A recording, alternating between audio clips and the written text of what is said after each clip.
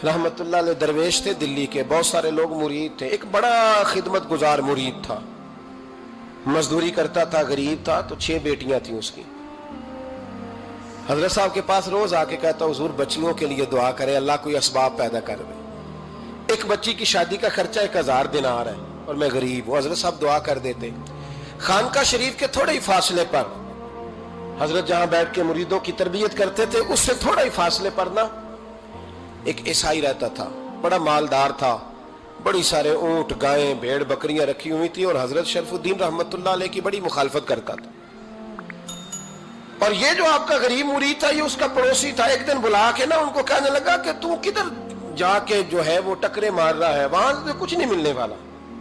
वो तुझे क्या देंगे जिनकी खानका खुद चंदे पे चलती है, मदरसा चंदे पे चलता है, मस्जिद चंदे पे चलती है, तेरी बेटी का मामला कहां हल होगा? तो उस दरवेश ने कहा कि तू मेरे पीर को नहीं जानता, तू अजय मेरा महबूब नहीं डिठा, तो पता नहीं ना, तू इस रास्ते का मुसाफिर नहीं, तू नहीं जानता। उनका बस चले ना तो वो हर कीमत में मेरी बेटियों की शादी करा दे। अब वो ईसाई था, कहने लगा अच्छा चलो ठीक है, अगर इतनी बात है ना तो जाओ उनसे जाके कह दो कि 6 साल के लिए मेरे साथ मुआहदा कर ले, वो मेरे जानवरों को चारा डाल दिया करे, 6 साल ड्यूटी करे, मैं 6000 दिनार दे देता हूं। वो मेरे साथ 6 साल मेरे जानवरों को चारा डाले रखते हैं ना, अब चारा डालने के लिए एडवांस पैसे दे के। अब तो लोग उन्हें भी गुलाम ही बना लेते हैं, बड़ी थोड़ी तनख्वाह देते हैं, जुल्म करते हैं, पूरा मुआवजा नहीं देते।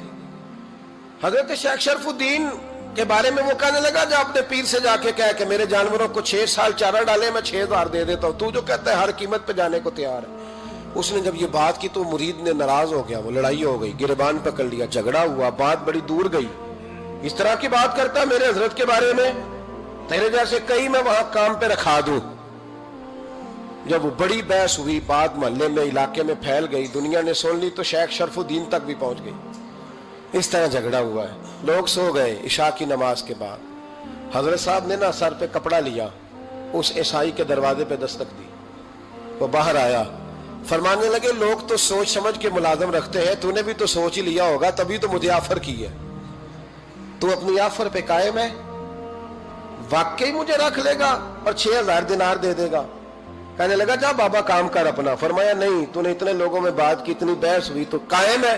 कहने लगा मैं तो कायम हूं, पर आपने नहीं कायम रहना। फरमाया मैं सोच समझ के आया हूं। उसने कहा आप ड्यूटी करेंगे, भैंसों को चारा डालेंगे? फरमाया एक शर्त, बस जब अजान हो जाए ना तो मुझे रब की नमाज पढ़ने की इजाजत दे देना, बाकी सुबह शाम जो तू कहेगा। अगर उस गरीब की बेटियां ब्याही जाए तो मुझे और क्या चाहिए? उसकी 6 बेटियों का बोझ है उसके सर पे, तू मुझे रख ले। अल्लाह अकबर। वो कहने लगा चले पे मेरे साथ खते बंदगी कर ले। आजकल हम स्टाम करते हैं, उस जमाने में खते बंदगी होता था, गुलामी का खत, काजी शहर के पास, यानी उसका ख्याल था कि चलो स्टाम की बात करूंगा तो भाग जाएंगे। फरमाया चल मैं तैयार हूं। काजी तक गए, तय हो गया, 6000 दिनार दे दिए। हजरत ने मुरीद को बुलाया, फरमाया पुत्र ये ले जा मेरी बेटियों को रवाना कर दे। कहने लगा हुजूर ये क्या कर रहे हो आप, कुछ सोचे? फरमाया यार जब तुझे बेटा बना लिया तो फिर मेरी पोतियां तो लगती हैं ना, मेरा हक तो बनता है ना, जा जाके ड्यूटी कर, उनको ब्याह दे। बात फैल गई। बादशाह भी अकीदतमंद था, वो 12000 दिनार लेके पहुंचा। क्या बताऊं इन रब के बंदों का दिल कैसा होता है, क्या दर्द होता है, क्या रंग। 12000 दिनार लेके बादशाह आया और आके हजरत को पेश किए का हुजूर आप दें इस ईसाई को डबल दें और जाए काम करें। आप फरमाने लगे तू पैसे दे, शर्तें ना लगा, मेरा जहां दिल करेगा मैं खर्च करूंगा, मुझे तो मजा ही अब आने लगा है, अभी तो लुत्फ आ रहा है, अभी तो जायका आया है कुछ करने का, पैसे देने हैं तो दे, पाबंदी ना लगा, जहां मेरा दिल करेगा मैं। उसने कहा हुजूर ठीक है रख ले। हजरत ने फजर मस्जिद में पढ़ी, जेब में 12000 दिनार थे, ऐलान फरमाया भी किसी और की बेटी भी बैठी है तो पैसे मेरे पास है। वो 12000 दिनार भी बांट दिया और 12000 दिनार बांट के ना तो फिर चले गए खेत में चारा काटने। उस ईसाई को किसी ने बतलाया कि उनके पास तो 12000 आया है पर तुझसे जान नहीं छुड़ाई उन्होंने, वादा ये हुआ था कि 6 देंगे तो जाएंगे, जब तक देंगे नहीं तेरे घर में काम करेंगे। वो ना चारा काट रहे थे, हजरत साहब तो वहां पहुंच गया, दूर जाके खड़ा हो गया, कहने लगा बाबा پہلے تو میں نے مسلمانوں کے اخلاق سنے تھے، اب تو میں نے دیکھ بھی لیے، پر یہ بتا جب 12,000 آیا تھا جان کیوں نہیں چھڑائی؟ تو حضرت چارہ کاٹتے کاٹتے رو پڑے، فرمانے لگے تو نہیں نہ جانتا یہ بیٹیاں سانجی ہوتی ہیں، پتہ نہیں نا؟ میرے رسول پاک نے تو حاتم تائی کی بیٹی کے سر پہ کپڑا رکھ کے کہا تھا بیٹیاں برابر ہوتی ہیں، تو یہ نہیں پتا جب اس کی 6 بیٹیوں کی شادی ہوئی ہے میرے اندر روحانیت کتنی بڑی ہے۔ فرمایا پھر 12,000 آیا ہے تو 2-4 بچیاں پھر گئی ہیں، تو یہ نہیں پتا میں اندر سے راضی کتنا ہوں، میں تیری نوکری کرتا رہوں گا، پتہ نہیں اللہ کتنی بیٹیوں کو بیاہ دے گا۔ اتنا رویا وہ عیسائی کے پیروں میں بیٹھ گیا، کہنے لگا بابا میں نے تیری مخالفت کی ہے پر تیرے قریب آ کے پتہ چلا ہے کہ تو بہت اونچے اخلاق کا مالک ہے، اور اگر تیرا یہ مقام ہے تو تجھے اخلاق سکھانے والے محمد عربی کی شان کتنی ہوگی۔ ظالم کی بولیے جاتے نہیں لوگ جھوٹے گواہ بن کے، وکیل صاحب کو نہیں پتا ہوتا کہ یہ بندہ مجرم ہے جو میرے پاس آیا، کیا مجرموں کے وکیل نہیں ہوتے؟ بولے تو اس کو پتہ نہیں ہوتا وکیل صاحب کو کہ یہ صاحب مجرم ہے، میرے پاس مقدمہ لے کے آئے، اور اگر بے ادبی نہ ہو جائے تو میرا خیال ہے قاضی عدالت کو بھی پتا ہوتا ہے کہ مجرم کون ہے اور مظلوم۔ میرے نبی پاک صلی اللہ علیہ وسلم نے اس قدر زیادہ سختی فرمائی اس مسئلے میں، فرمایا جس کو پتا تھا کہ فلاں آدمی ظالم ہے، ظلم کر رہا، پھر وہ ظالم کا گواہ بنا یا اس نے ظالم کی مدد کی، کتنی کی؟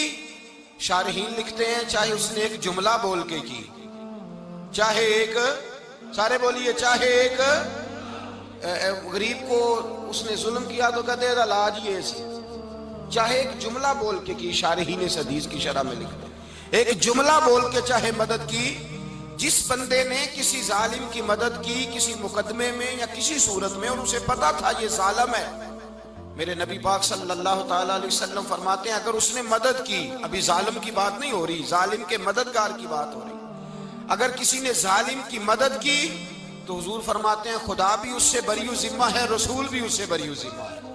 سنبھال کے رکھے اپنی نمازیں، قربانیاں، حج، زکوٰۃ سنبھال کے رکھے۔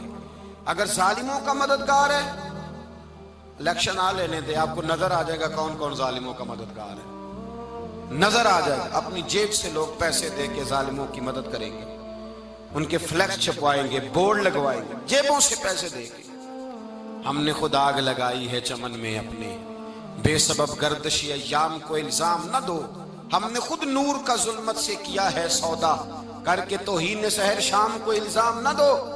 ظالموں کے مددگار میدان میں آ گئے، یہ چھوٹا لفظ نہیں، میرے حبیب پاک صلی اللہ علیہ وسلم نے فرمایا جو ظالم کا مددگار ہے سن لے جو سجن کے ساتھ کچہری جاتا ہے، وہ یاد رکھے جو دوست کا گواہ بنتا ہے، وہ یاد رکھے جو کہتا ہے میں مانگی گیا تھا، مجھے بلایا گیا تھا قبضہ چھڑانے کے لیے کسی غریب بیوہ کی جائیداد پہ، وہ سن لے تو مدد کر کے نہیں آیا، تو خدا کے ذمے سے نکل گیا ہے۔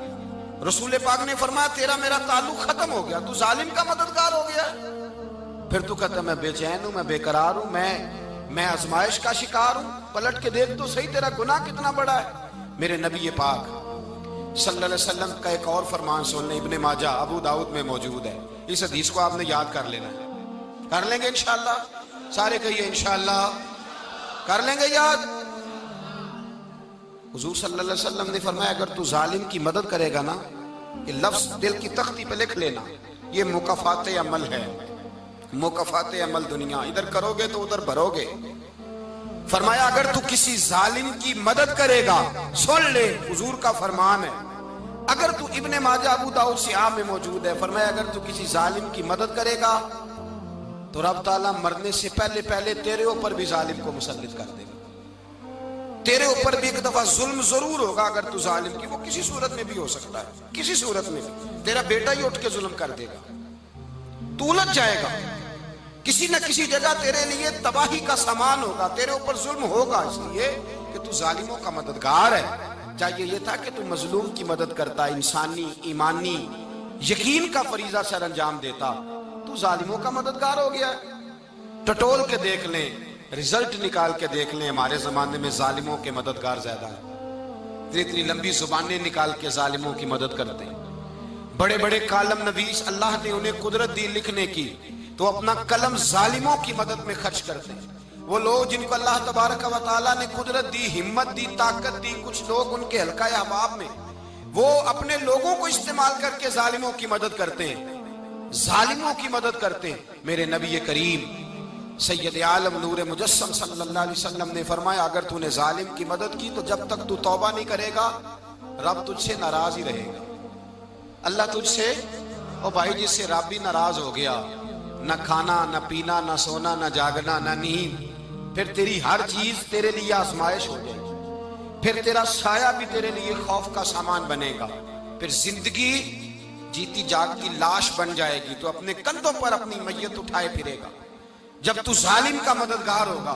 اور نبی پاک صلی اللہ علیہ وسلم نے فرمایا ظالموں کا مددگار بھی ظالم ہوتا ہے، ظالموں کا مددگار بھی، سارے بولے ظالموں کا مددگار بھی، نہیں کو نہیں، آپ سارے نہیں بولے، ایک دفعہ بولے ظالموں کا مددگار بھی، پکی بات ہے، ظالموں کا مددگار بھی۔ اللہ اکبر، جس کا یارانہ ہو، جس کا دوستانہ ہو، جو کہے میں نے نا اس کو اوکھے ویلے کے لیے ظالم کو یاد رکھا ہوا ہے۔ کبھی مشکل میں رکھے نہیں ہوئے لوگوں نے ظالم دوست، کہتے میں نے رکھے ہوئے ہیں، بلکہ ہمارے دیہات میں تو کہتے ہیں میں نے بازو بنائے ہوئے ہیں۔ کس کو بازو بنا لیا؟ ظالم بھی کبھی بازو ہوتا ہے، جو ظلم کی تلوار لیے میدان میں کھڑا ہے۔ قارون، حامان، فرعون، نمرود کا حال نہیں لوگوں نے دیکھا؟ اپنے زمانے میں آپ نے کتنے لوگ نہیں دیکھے جن کے سائے سے، آواز سے لوگ کانپتے تھے؟ پھر پولیس کی گاڑیوں میں وہ اس طرح مردہ پڑے کہ دنیا نے تماشا دیکھا ان کا۔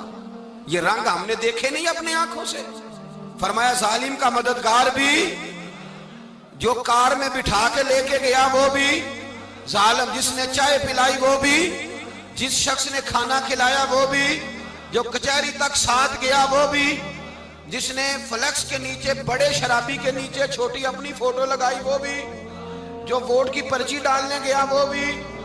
کہہ دینا باہر نکل کے کہ حضرت صاحب نے سیاسی تقریر کی ہے، کہہ دینا، پر بات تو سچی ہے نا۔ خو کرے ہم تو سے تھوڑا سا گلا بھی سن لے، خو کرے ہم تو سے